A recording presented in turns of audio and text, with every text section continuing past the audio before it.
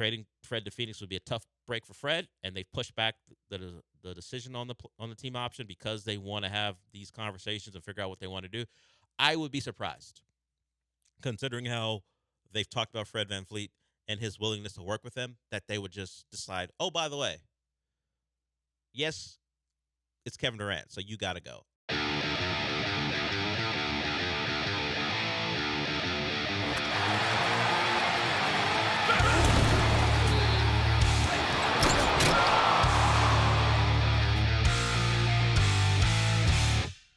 In what was simply a dream, and I think it made it more of an exciting dream because you didn't do anything except trade for picks, and you went on to have a really good year.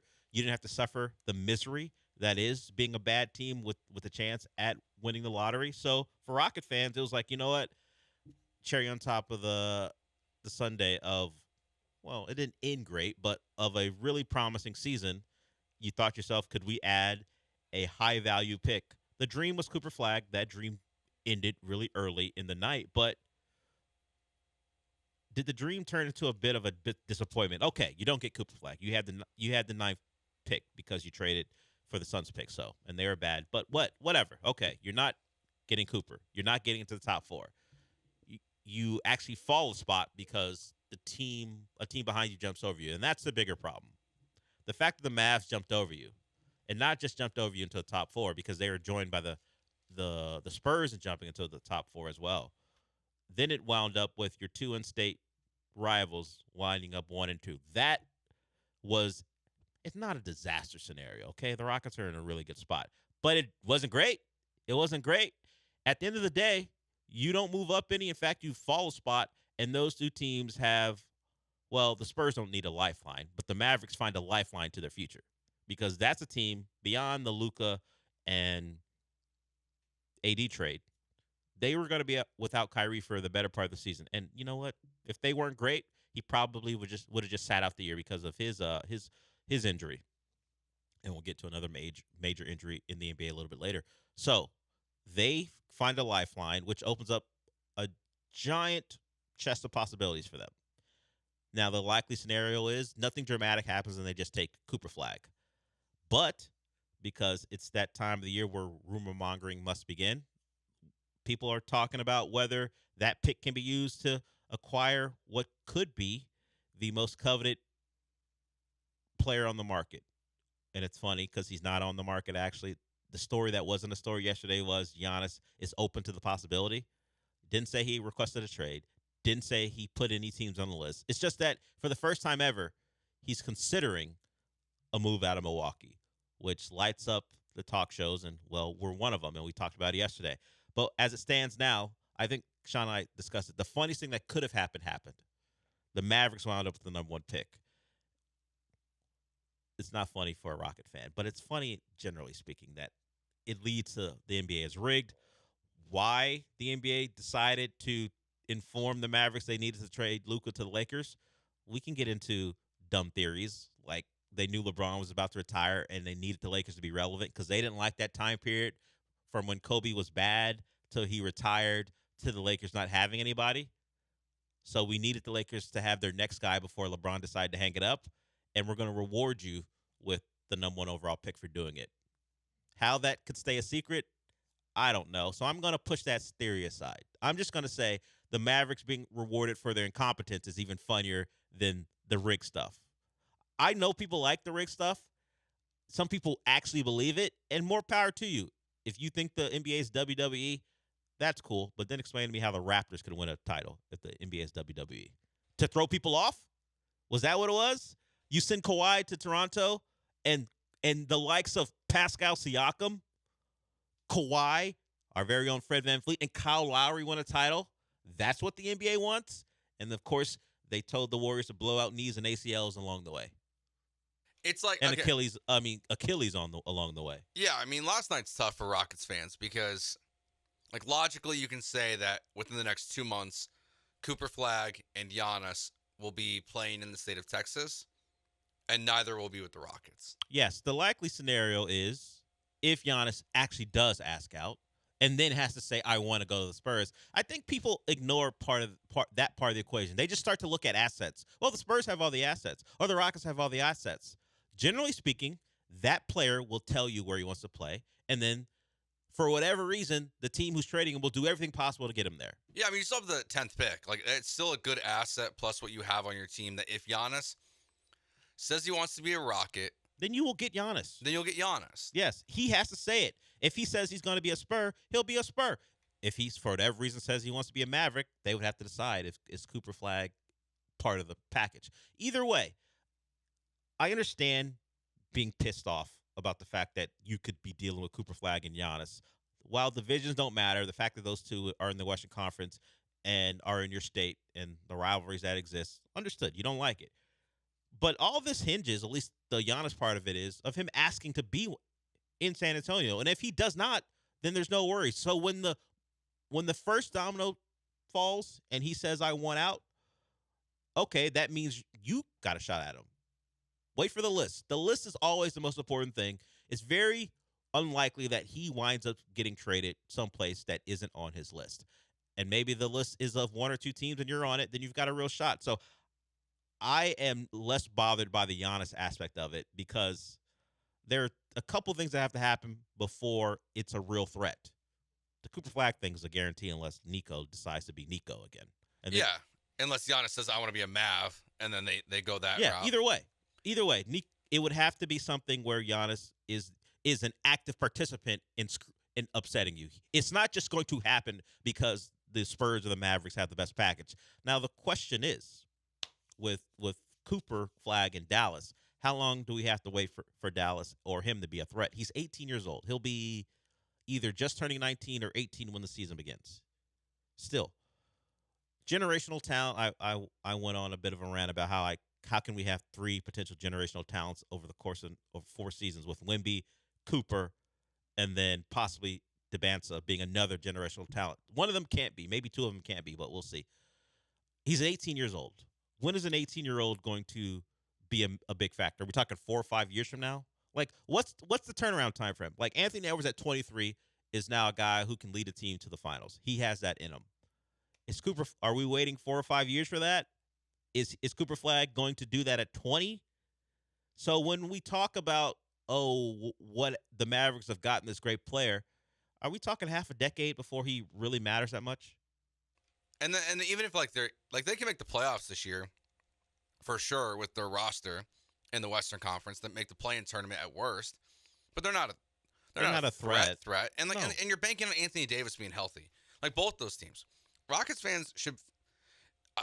I would be annoyed with what happened But I would last night. not be concerned or even that upset. Other You're than the 2 seed. other than you are really believing that the league is rigged.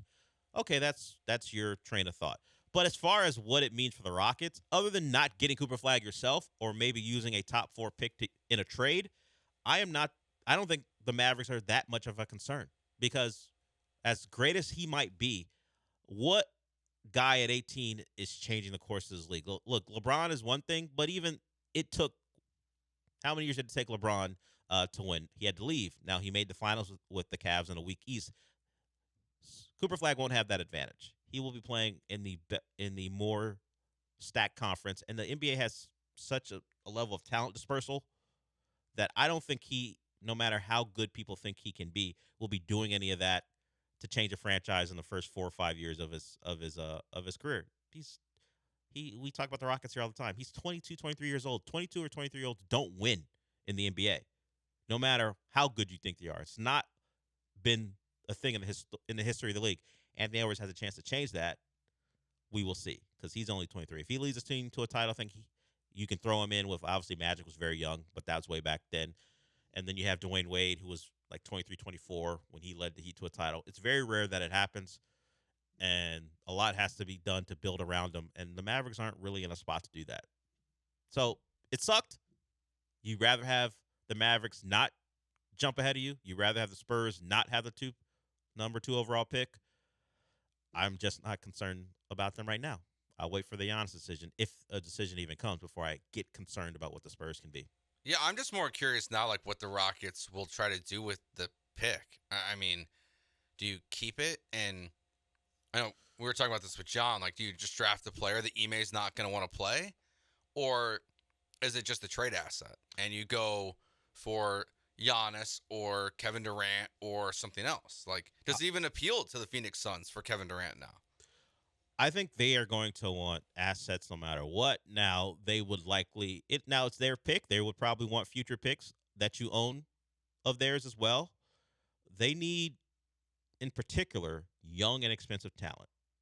That's what they want. They would have hoped that they're going to get one of their picks back. It wouldn't have been as low as it is, but they don't really have a lot of options. If they're trading Kevin Durant and it's to the Rockets, after making it pretty clear they're trying to trade him earlier, you don't want him coming back. It's been reported that all sides believe that a trade's going to happen. Where he goes, I don't know. But the Suns and Durant are going to work towards a trade. The Rockets are as good a team as any to make that happen. You just don't have that much leverage. You can't expose the fact you're trading a superstar and then bring him back. Things zero, go 0% chance. Things go poorly when you do that. Or if you try to do that, they have to make a trade, and the Rockets are going to have plenty to offer if they want to make it happen. They're going to have a lot of things to consider, and one of those will be: are we fast forwarding our timeline? Because while sure, a pick will help, and you hardly knew the pick, so it won't bother you that much to trade number 10 overall. It won't just be that. Beyond making salaries work, because the Suns are a team who can't take more than they're giving out as far as salary because of their financial constraints with the cap, you're going to have to send something that they want.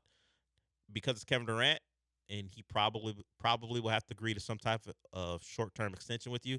It won't be that much compared to what Giannis will command, but it'll be something you likely don't want to give away right now, because the thought of getting away with just giving them Jalen Green seems far-fetched. They already have Bradley Beal. They already have Devin Booker, who the Rockets put out there that they don't want because of his season last year. Devin Booker, I'm talking about. In a trade where Jalen Green is exiting, it's probably a 3-team trade, because what are they going to do with him? The Suns. You would have to send him someplace that another team wants, which makes the deal more complicated. So I would actually be surprised when you add in the Rockets' statement on Green and how much it would take to trade him in a Kevin Durant deal, that he goes out in that deal. I think it's Kevin Durant for insert a young player or two plus salary filler. Like Cam, Reed, the 10th pick, things Dylan like Brooks to make it work. Things like that. Money will have to be made work, so you will likely have to trade.